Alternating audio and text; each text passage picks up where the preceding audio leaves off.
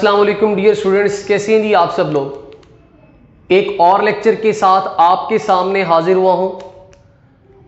आज का जो लेक्चर है वो हम डिस्कस करने लगे हैं म्यूचुअल इंडक्शन।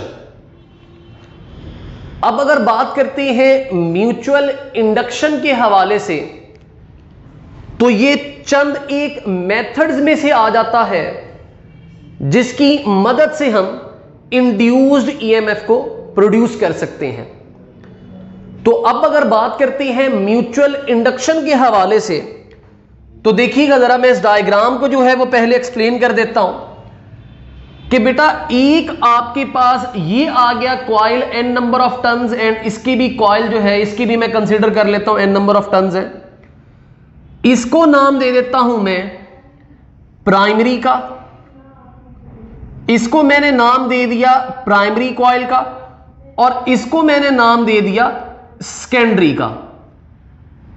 अब है क्या चीज कि ये जो चीज है, ये जो कॉइल है, इसको मैंने कनेक्ट किया हुआ है बैटरी के साथ एंड वेरिएबल रेजिस्टेंस के साथ कनेक्ट किया हुआ है। वेरिएबल रेजिस्टेंस का यहां पर यह काम होगा कि मैं अपनी मर्जी से इस रेजिस्टेंस को चेंज करते हुए सर्किट का करंट जो है वो कंट्रोल कर सकता हूं कि करंट को चाहूं तो बढ़ा भी सकता हूं, करंट को चाहूं तो कम भी कर सकता हूं। तो ये जो कॉइल है ये एक बैटरी के साथ और रियोस्टेट के साथ जुड़ा हुआ है। अब जो अगला वाला कॉइल है वो इसके बहुत करीब पड़ा हुआ है, लेकिन इसके साथ हमने सिर्फ और सिर्फ गैल्वानोमीटर जोड़ा हुआ है। इसका और इसका आपस में कोई इलेक्ट्रिकल कनेक्शन जो है वो नहीं है, ये अलहदा है और ये अलहदा है। अब मैं करता क्या हूं कि इस सर्किट के अंदर फॉर एग्जांपल मैंने लगाया हुआ था एक अदद स्विच। अब जैसे ही मैं स्विच को बंद करूंगा तो स्विच को बंद करने पर इसमें करंट जो है वो फ्लो करेगा। अब अगर डायग्राम के अकॉर्डिंग मैं आपको समझाऊं कि करंट के फ्लो का डायरेक्शन क्या है, तो ये तार इधर से ऊपर से सीधी नीचे जा रही है और एक तार इधर पीछे से ये वाली तार बैकवर्ड से आ रही है। तो बेसिकली करंट जो है वो यूं फ्लो कर रहा है, ये कॉइल में करंट जो है वो इस तरह से फ्लो कर रहा है। तो अब सिंपल सी बात आ जाती है कि जब इसमें करंट फ्लो करेगा तो ये मैंने करंट की डायरेक्शन में उंगलियों को घुमाया, अंगूठा जो होगा ये मैग्नेटिक फील्ड की डायरेक्शन बताएगा और क्या कहा था, जो अंगूठे वाली साइड है ये नॉर्थ होगा। तो इस लिहाज से जो आपके पास मैग्नेटिक फील्ड का डायरेक्शन जो है वो बेटा ये बन जाएगा। ये आ गया मैग्नेटिक फील्ड का डायरेक्शन, ये आ गया मैग्नेटिक फील्ड का डायरेक्शन। अब गौर कीजिएगा जरा, अब दोनों के दोनों कॉइल इतने करीब पड़े हुए थे कि जब इसका मैग्नेटिक फील्ड प्रोड्यूस होगा तो करीब होने की वजह से इसका मैग्नेटिक फील्ड का कुछ पोर्शन इस कॉइल में से भी गुजरना स्टार्ट हो जाएगा, इस कॉइल में से भी गुजरना स्टार्ट हो जाएगा। अब मैं करता क्या हूं, अब मैं ये करता हूं कि यहां पर जो मौजूद रियोस्टेट है इसकी रेजिस्टेंस को मैं करता हूं चेंज। अब जैसे ही इसकी रेजिस्टेंस को चेंज करूंगा तो फिर इसका करंट चेंज होगा, प्राइमरी का करंट चेंज होगा, प्राइमरी का करंट चेंज होगा तो प्राइमरी का मैग्नेटिक फील्ड चेंज होगा। अब ये जो चेंजिंग मैग्नेटिक फील्ड है ये तो सेकेंडरी में से भी गुजर रहा था, तो जब चेंजिंग मैग्नेटिक फील्ड सेकेंडरी में से गुजरेगा तो मैं क्या कहूंगा कि इस सेकेंडरी कॉइल का मैग्नेटिक फ्लक्स चेंज कर रहा है, इसमें से गुजरने वाला मैग्नेटिक फ्लक्स चेंज कर रहा है। तो फिर क्या कहा था, यही तो कहा था कि जब मैग्नेटिक फ्लक्स चेंज करेगा तो वो चेंजिंग मैग्नेटिक फ्लक्स इसमें क्या पैदा कर देगा, इंड्यूस ईएमएफ पैदा कर देगा। क्या कर देगा, इंड्यूस ईएमएफ, और उस इंड्यूस ईएमएफ की वजह से इसमें क्या फ्लो करना स्टार्ट कर देगा, करंट, और आपका गैल्वानोमीटर जो है वो डिफ्लेक्शन देना शुरू कर देगा। ऐसा कब होगा, जब इस सर्किट का करंट चेंज करेगा। जब प्राइमरी का करंट चेंज करेगा, प्राइमरी का मैग्नेटिक फील्ड चेंज करेगा, प्राइमरी का मैग्नेटिक फील्ड चेंज करेगा तो प्राइमरी का मैग्नेटिक फील्ड सेकेंडरी में से गुजर रहा है तो सेकेंडरी का फ्लक्स चेंज होगा। तो जब सेकेंडरी में से गुजरने वाला मैग्नेटिक फ्लक्स चेंज होगा तो वो चेंजिंग मैग्नेटिक फ्लक्स इसमें क्या पैदा कर देगा, इंड्यूस्ड ईएमएफ इंड्यूस करंट पैदा कर देगा। अब बेटा आगे देखिएगा जरा, अब जरा सी बात हमने इससे पहले पढ़ा था और गौर करना, जरा गौर करना बेटा। अब इसी चीज को क्या कहते हैं, म्यूचुअल इंडक्शन कहते हैं। कि म्यूचुअल इंडक्शन है क्या, कि एक कॉइल का चेंजिंग करंट, एक कॉइल का चेंजिंग करंट दूसरे कॉइल में ईएमएफ पैदा कर दे। एक कॉइल का चेंजिंग करंट दूसरे कॉइल में ईएमएफ पैदा कर दे, इस फिनोमिना को क्या कहते हैं, mutual induction. The phenomenon in which changing current in one coil induces an EMF in another coil, induces an EMF in another coil. अब बेटा देखिएगा जरा, तो सेकेंडरी कॉइल में ईएमएफ इंड्यूस हो रहा है, तो फिर फ्रेडेज लॉ क्या कहता है, फ्रेडेज लॉ ये कहता है कि सेकेंडरी कॉइल में पैदा होने वाला जो ईएमएफ है ये डिपेंड करेगा number of turns of the secondary coil. जो सेकेंडरी कॉइल में ईएमएफ पैदा हो रहा है वो डिपेंड करेगा number of turns of the secondary coil and time rate of change of magnetic flux through the secondary coil. दो चीजों पे डिपेंड करेगा, number of turns of the secondary and time rate of change of magnetic flux through the secondary coil. अब बेटा देखिएगा जरा, अब यार एक बात आ जाती है कि सेकेंडरी कॉइल में से जो टोटल फ्लक्स है, गौर करना बेटा, अगर एक कॉइल होगा तो उसमें चेंज इन फ्लक्स आएगा डेल्टा फाई एस। अगर सेकेंडरी के दो टर्न होंगे तो चेंज इन फ्लक्स कितना आएगा, 2 डेल्टा फाई। अगर 3 लूप्स होंगे तो टोटल चेंज इन फ्लक्स कितना आएगा सेकेंडरी का, 3 डेल्टा फाई। और अगर यही n लूप्स होंगे तो n लूप्स का अगर कॉइल होगा तो total change in flux of the n loops of coil कितना आएगा, n डेल्टा फाई। तो पॉइंट क्या है, पॉइंट क्या है, गौर करना बेटा। यहां पर एक चीज लिखता हूं, क्या लिखता हूं कि ns जो है ये number of turns of the secondary है एंड डेल्टा फाई एस जो है ये change in magnetic flux through the secondary coil है, change in magnetic flux through the secondary coil है। तो फिर total change in magnetic flux secondary coil का कितना होगा, ns डेल्टा फाई एस। कि अगर एक कॉइल है तो उसका change in flux delta phi, 2 होंगे कॉइल तो 2 डेल्टा फाई, 3 होंगे तो 3 डेल्टा फाई, 4 होंगे तो 4 डेल्टा फाई। अगर 5 कॉइल होंगे तो 5 कॉइल का जो चेंज इन फ्लक्स होगा वो कितना होगा, 5 डेल्टा फाई के बराबर आ जाएगा। तो ये आ गया ns डेल्टा फाई एस के बराबर, ये आ गया total change in magnetic flux of the secondary coil. तो ये डिपेंड किस पर करता है, किस पर डिपेंड करता है, change in current of the primary. Total change in magnetic flux through the secondary, इसका जो मैग्नेटिक फ्लक्स है वो डायरेक्टली प्रोपोर्शनल है change in current through the primary, क्योंकि इसके फ्लक्स के चेंज का जो जिम्मेदार है, इसके फ्लक्स के चेंज का जिम्मेदार वो प्राइमरी कॉइल का करंट है। तो प्राइमरी का करंट जितना ज्यादा चेंज होगा तो इसमें से गुजरने वाला मैग्नेटिक फ्लक्स भी उतना ज्यादा चेंज होगा, उतना ही ज्यादा चेंज होगा। तो फिर बेटा देखिएगा जरा, total change in flux through the secondary is proportional to the change in current of the primary coil.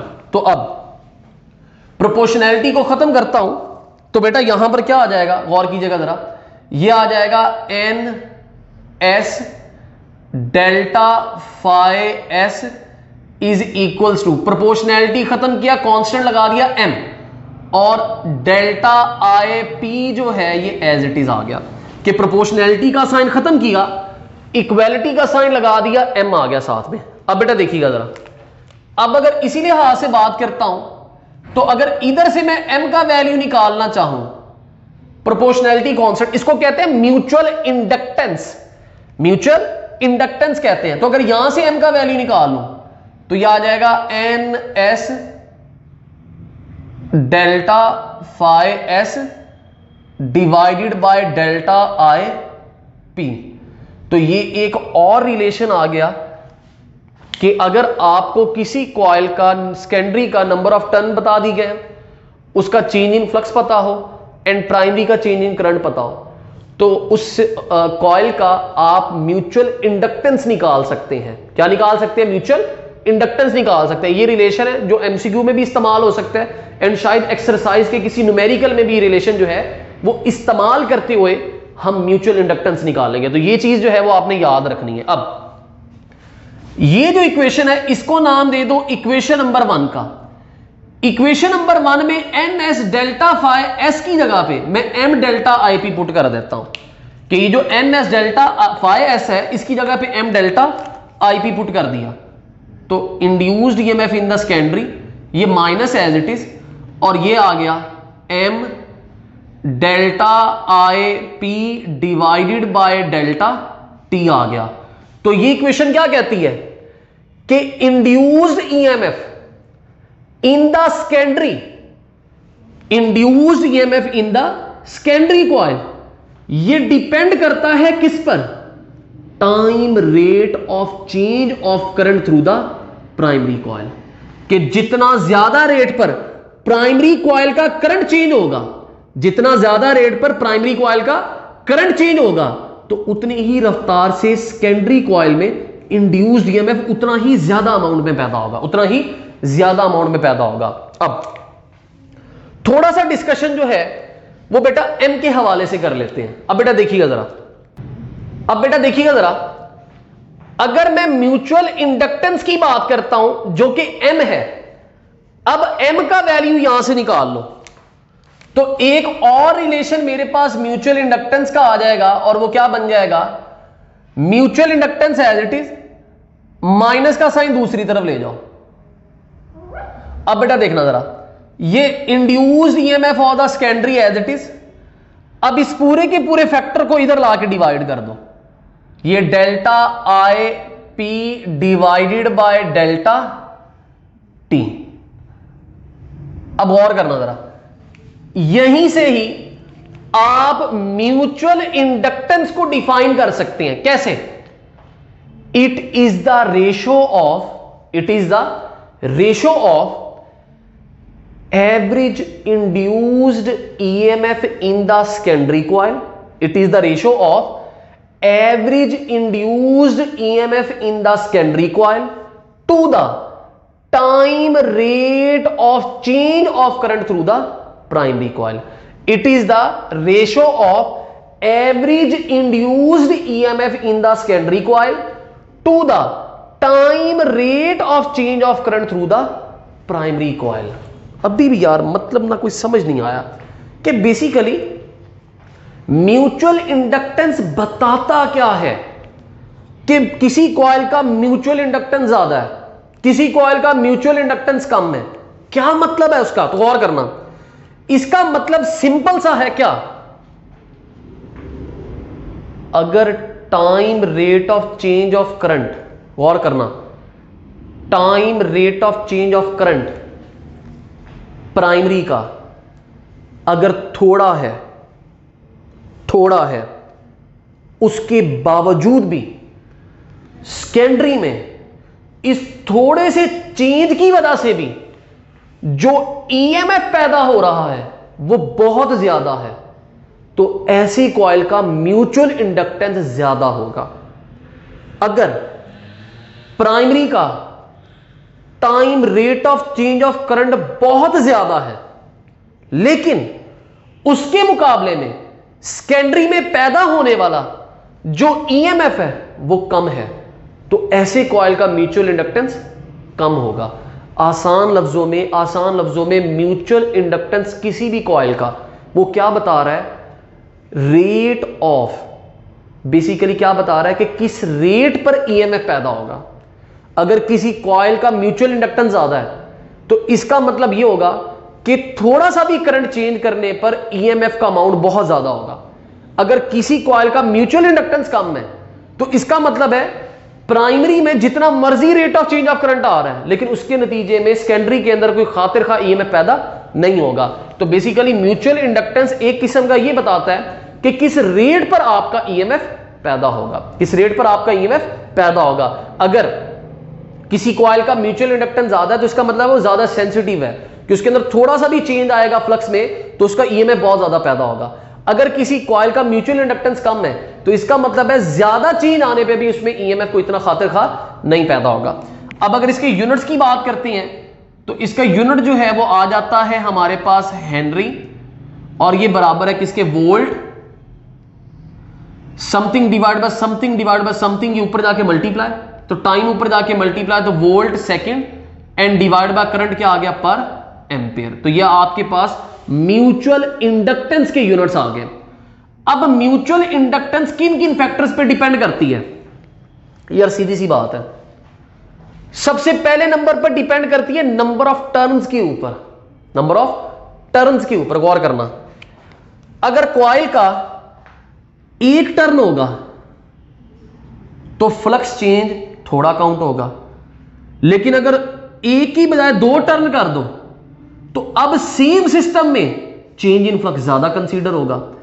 अगर दो की बजाय तीन कर दो टर्न तो अब तीन का जो चेंज इन फ्लक्स है वो और ज्यादा, तो ईएमएफ भी और ज्यादा पैदा होगा। आसान लफ्जों में मैंने क्या कहा था कि म्यूचुअल इंडक्टेंस क्या बताता है, किस रेट पर ईएमएफ पैदा होगा। तो नंबर ऑफ टर्न बढ़ाने से म्यूचुअल इंडक्टेंस बढ़ जाता है। नंबर ऑफ, ये रिलेशन भी देखो ना, ये क्या कह रहा है कि सेकेंडरी के नंबर ऑफ टर्न ज्यादा होंगे तो म्यूचुअल इंडक्टेंस ज्यादा। इसका मतलब ये है कि नंबर ऑफ टर्न बढ़ाने से चेंज इन फ्लक्स ज्यादा आएगा, चेंज इन फ्लक्स ज्यादा आएगा तो ईएमएफ ज्यादा। ईएमएफ ज्यादा होने का मतलब क्या है, उस कॉइल का जो म्यूचुअल इंडक्टेंस है वो क्या है, ज्यादा है। अब area of the coil, again हर चीज का ताल्लुक फ्लक्स के साथ ही है कि जितने बड़े कॉइल होंगे तो उनका एरिया ज्यादा, एरिया ज्यादा तो फ्लक्स ज्यादा। देखो ना जरा, phi is equals to B delta A. तो जितना बड़ा कॉइल होगा, जितना बड़ा एरिया होगा तो फ्लक्स लिंकेज उतनी ज्यादा होगी, जितना ज्यादा फ्लक्स में चेंज आएगा तो ईएमएफ उतनी ज्यादा, तो उसका म्यूचुअल इंडक्टेंस उतना ज्यादा कंसीडर होगा। अब again core material, mutual inductance जो है ये कोर मटेरियल पर भी डिपेंड करती है। क्या मतलब, गौर करना बेटा, गौर करना बेटा, ये कॉइल है, इस कॉइल के अंदर मैं ना फॉर एग्जांपल आयरन रख देता हूं। अब आयरन जो है इसकी खासियत क्या है कि जब इस कॉइल में से करंट गुजरेगा तो इस कॉइल का मैग्नेटिक फील्ड होगा। मतलब फॉर एग्जांपल यूं समझ लो कि जब इसका मैग्नेटिक फील्ड इसमें से गुजरेगा, इसका मैग्नेटिक फील्ड इसमें से गुजरेगा, तो वो जो आयरन है, आयरन को भी मैग्नेट के तौर पर बिहेव करवाएगा। आयरन एक किस्म का मैग्नेट बन जाएगा वहां पे।